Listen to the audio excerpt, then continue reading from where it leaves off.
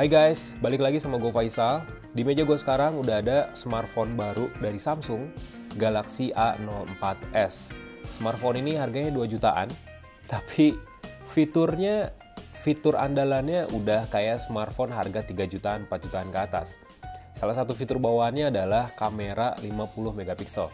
Kapan lagi smartphone 2 jutaan buatan Samsung pula punya kamera 50 megapiksel. Nah, smartphone yang gue unboxing sekarang punya RAM 4GB dengan storage 64GB dan warnanya tuh hitam. Dan hitamnya sih kayak hitam biasa aja ya, nggak ada efek gradasi dan punya tekstur matte atau doff. Oke, karena unitnya baru, masih segel, kita buka aja ya sekalian.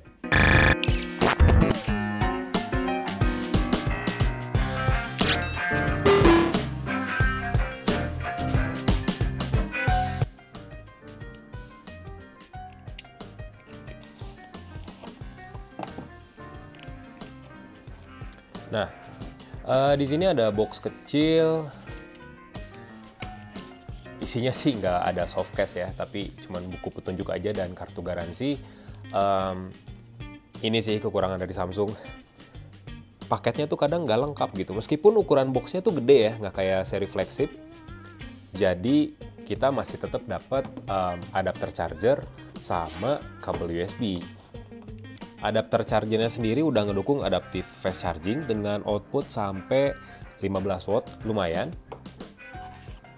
Sama kabel USB Type-C yang bisa kalian pakai juga buat ngisi smartphone Samsung lainnya yang nggak dapat charger. Lumayan.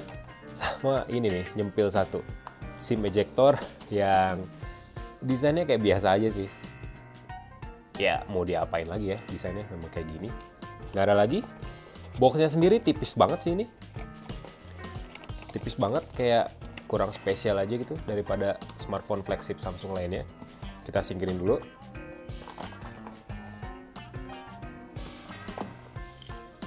Nah, ini dia Samsung Galaxy A04s-nya.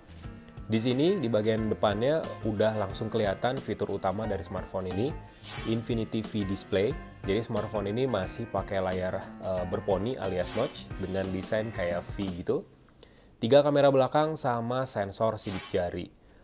Gua kira sih sensor sidik jari ini dalam layar ya, ternyata di bagian bagian samping bodi yang gabung sama tombol power. Oke, kita kletek nih.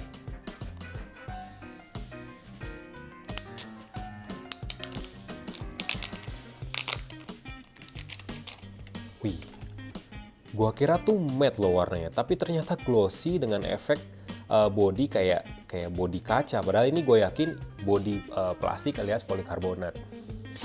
Untuk smartphone 2 jutaan, smartphone ini kelihatan lebih mewah aja. Mengingatkan kita dengan seri A7 ataupun A5 series yang desainnya tuh sleek. Jadi nggak ada bump kamera yang terlalu tebal, sementara frame kameranya tuh kayak ngegabung dengan bodi belakangnya. Jadi ada 3 kamera di sini. Kamera utamanya 50 megapiksel dan sepasang kamera depth sama makro resolusinya 2 megapiksel. Untuk layarnya sendiri masih belum Super AMOLED, masih IPS LCD, ukurannya 6,5 inci dengan resolusi yang agak imba sih. Resolusinya HD plus doang. Kurang pas ya untuk smartphone dengan layar di atas 6 inci, resolusinya masih HD plus. Kayak nggak seimbang aja.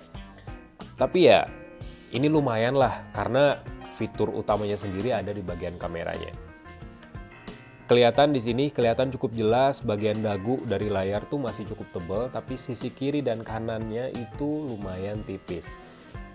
Ya udah naik level lah seri A04 ini dibandingin sama seri sebelumnya.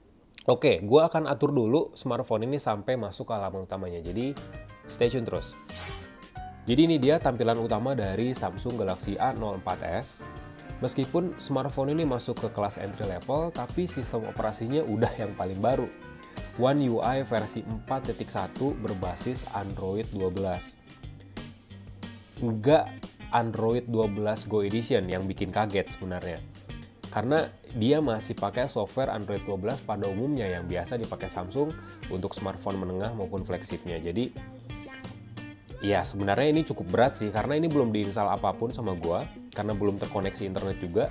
tapi masih rada-rada berat aja gitu buat buka bar notifikasi, buat sekedar buka app drawer, scrolling gitu, ini masih cukup berat. Karena prosesornya sendiri yang dipakai oleh smartphone ini tuh Exynos 850. Memang termasuk prosesor yang baru, tapi dengan melihat arsitekturnya dan juga clock speed dari prosesor ini yang cuma 2 GHz saja, kayaknya memang serba terbatas sih pakai sistem operasi standar yang non-Go Edition. Untuk RAM-nya tadi 4 GB dengan storage 64 GB. Dan untuk storage-nya sendiri kita lihat apakah bisa ditambah.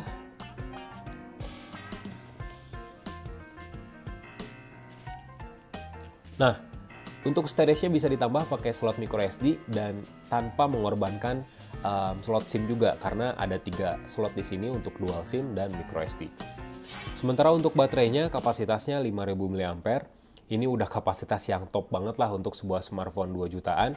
Apalagi kita udah dapat adapter fast charging 15 watt USB Type-C pula. Jadi ya lumayan worth it lah untuk beli smartphone ini. Di bagian bawahnya, di bagian bawah bodi, kita udah langsung dapat jack audio 3,5 mm. Ya meskipun kita nggak dapat kabel headsetnya, tapi kita masih bisa merasakan kualitas audio via kabel, meskipun kualitasnya masih analog. Terus juga ada mikrofon, ada USB Type-C di bagian bawah, sama lubang speaker. Dan ini nggak ngedukung speaker stereo ya, jadi keluaran suaranya cuma ada di bagian bawah aja. Di bagian kanan ada sensor sidik jari yang gabung sama tombol power. Di bagian atasnya ada tombol volume. Di bagian samping kiri tadi ada slot SIM dan juga microSD. Dan di bagian atas ada mikrofon tambahan. Nah, ngomong-ngomong soal kameranya ini. Kamera depan dari smartphone ini tuh resolusinya 5 megapiksel. Nah, kamera depan ini udah ngedukung juga face recognition. Jadi selain opsi biometrik dengan sensor sidik jari, kita juga bisa buka lock screen pakai pengenalan wajah. Tapi ya resolusinya 5 megapiksel itu cukup terbatas sih, dan mungkin aja bisa ditipu gitu ya oleh foto maupun video. Dan di sini juga ada peringatannya dari Samsung. Jadi menurut gue sih amannya pakai sensor sidik jari aja. Nah itu aja first impression dan juga unboxing dari Samsung Galaxy A04s yang resmi dijual di Indonesia. Kalian udah bisa dapetin smartphone ini di harga 2 jutaan aja. Dan ini lumayan bagus sih untuk sebuah smartphone low end, entry ke low end lah.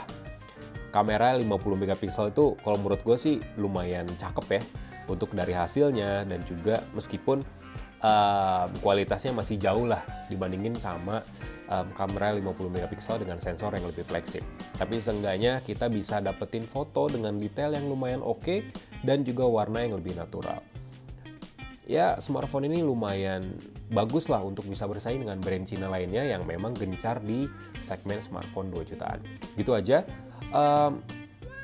ulasan singkat dari smartphone ini. Like videonya, kasih komen, share, jangan lupa subscribe channel Yuzon Tech, dan nyalain loncengnya biar tahu informasi terupdate dari dunia teknologi.